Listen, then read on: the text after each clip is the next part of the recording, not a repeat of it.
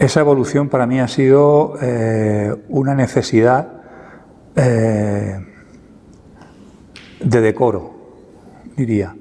Para mí el decoro es esa adecuación entre el metro y el tema en poesía. Entonces, cuando empecé a trabajar en los años, mediados de los años 80,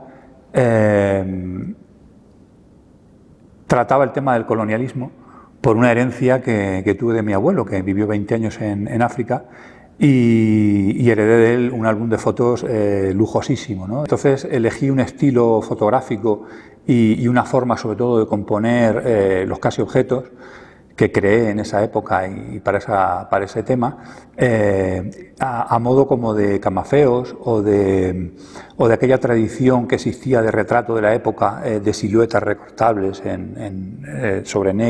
negro sobre blanco, y utilizaba una fotografía pues heredada del álbum de fotos de mi abuelo, y luego fotografías de manuales de antropología y así, ¿no? Luego me di cuenta que mi estilo fotográfico tenía que adecuarse más al momento, a cada momento, al momento actual, y hacia mediados de los 90 empecé a utilizar un estilo fotográfico más parecido al orientalismo, por ejemplo, ¿no? Luego me di cuenta que los viajeros ya no éramos nosotros los aventureros del 19 que íbamos a descubrir tierras exóticas, sino que de repente bajabas a la estación de tren o donde fuera y había cientos de ecuatorianos, cientos de magrebíes, gente que estaba en completa migración. Entonces me di cuenta que a lo mejor estas personas con las que yo quería trabajar podían ser perfectamente los nietos de aquellos que mi abuelo había fotografiado. Entonces pensé, ¿por qué no invitarles a participar y que sean ellos los que sean responsables de su propia narración y de su propia descripción de sí mismos, ¿no?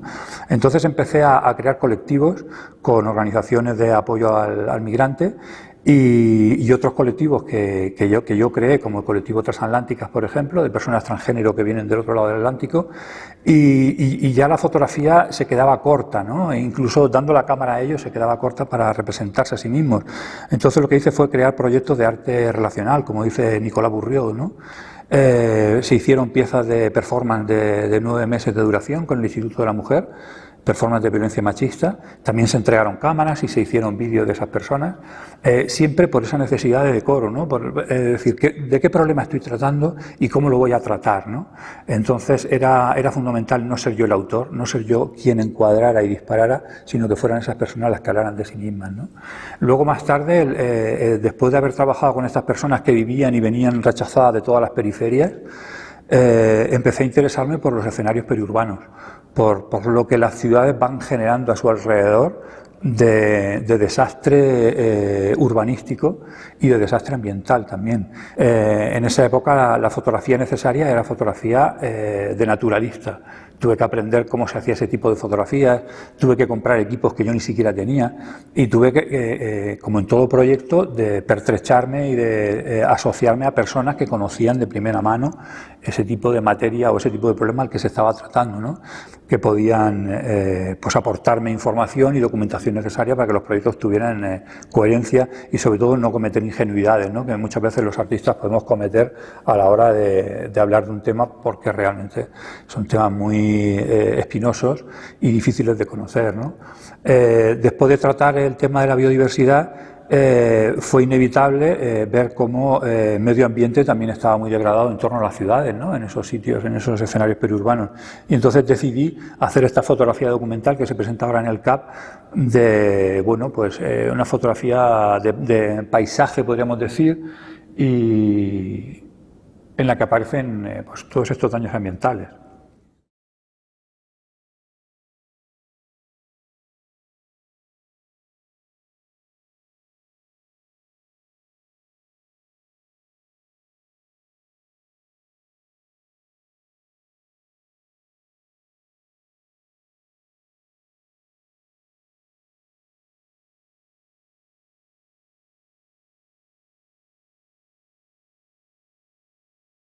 El título, Unsteady, hace referencia a lo inestable, a lo que no es sostenible, no se puede traducir directamente por la palabra insostenibilidad, ¿no? O insostenible, que la conocemos todos. Yo creo que hace más referencia a algo que está en desequilibrio y está a punto de caer, ¿no?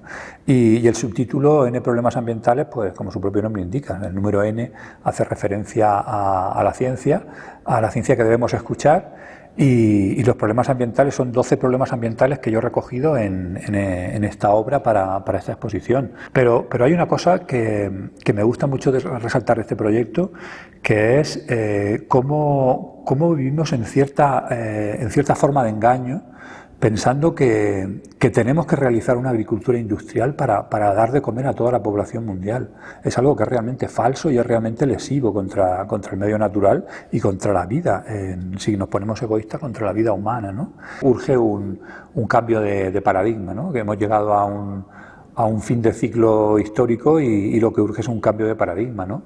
El cambiar ese modelo de cultura antropocentrista, más concretamente androcentrista, y urge empezar a regirnos según un modelo biocentrista, ¿no? Poniendo la vida en el centro y decidir qué queremos.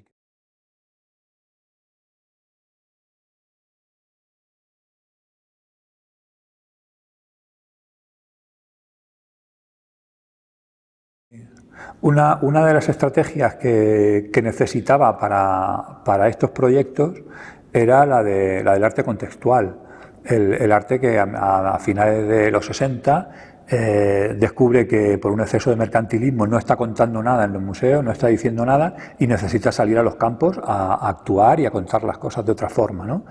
Entonces, a partir de esa estrategia contextual, yo salgo a los campos, precisamente porque hay grandes colectivos de personas que nunca acuden a un museo, y ahora lo que estoy realizando, en 2019 realicé en Merindades con el Ayuntamiento de Medina de Pomar, fue un taller que se tituló Ética y Estética en el Medio Ambiente, en el que personas de voluntariado del lugar se sumaban a este proyecto, que era teórico y luego práctico, que consistía en salir a los campos a hacer una serie de performances con balizas para señalización de valores ambientales no atendidos, ¿no? Sabiendo que todos los campos están profundamente instrumentalizados, que solo entra gente con maquinaria pesada y que es muy raro ver a gente ya paseando por los campos, ¿no? Solo ves cazadores o tractores, ¿no? Y entonces yo pensaba, se puede salir al campo de otra forma, ¿no? Se puede salir a interactuar con la gente de las aldeas, con la gente que tenga esta sensibilidad, pero también, al mismo tiempo también desarrollarlo. Y hacerlo con esta estrategia visual de la pintura Dassel, de la Gran Guerra, que consiste en crear unos dispositivos muy llamativos que a mí me sirven como observatorios para la biodiversidad, porque tienen unos espejitos y unas ventanas desde las cuales yo fotografío, pero al mismo tiempo son reclamos que la gente de por allí les sirven para ralentizar la mirada, ¿no? Para darse cuenta que allí ocurre algo más que lo que voy a extraer únicamente, ¿no? Que sea un fruto dudoso, ¿no? de los suelos. Entonces realizamos estas actividades de salir al campo y señalizar con balizas y poner un poco la conciencia de límite, ¿no? Como está en la exposición reflejado con estos palos de colores.